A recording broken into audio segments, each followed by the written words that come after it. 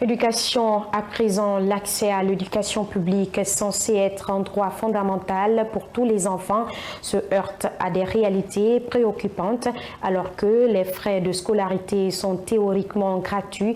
Des contributions financières et matérielles imposées par certains enseignants créent des inégalités cachées mettant mal les familles à faible revenu, Fata Traoré nous signe ce commentaire.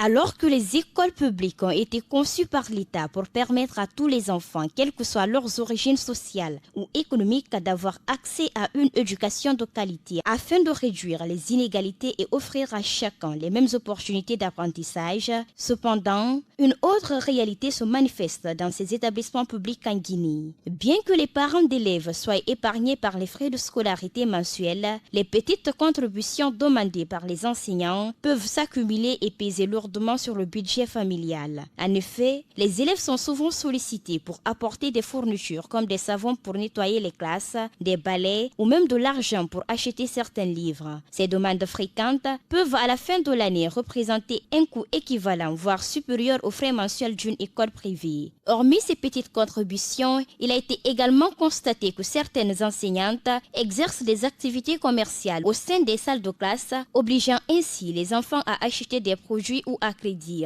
Cette situation crée une pression importante pour ces enfants et leurs parents, en particulier ceux qui ont des revenus modestes. L'État guinéen devrait donc mener des enquêtes et renforcer la surveillance afin de mettre en lumière ces pratiques dans les établissements publics dans le but de pouvoir mettre fin à cette pratique. Car les parents d'élèves se retrouvent dans l'obligation de répondre à ces demandes, souvent par crainte que leurs enfants ne soient pas acceptés ou soient sanctionnés s'ils ne le font pas. Donc même si l'éducation publique est gratuite, les coûts indirects rendent l'accès à l'éducation difficile pour certaines familles, perpétuant ainsi des inégalités au lieu de les réduire.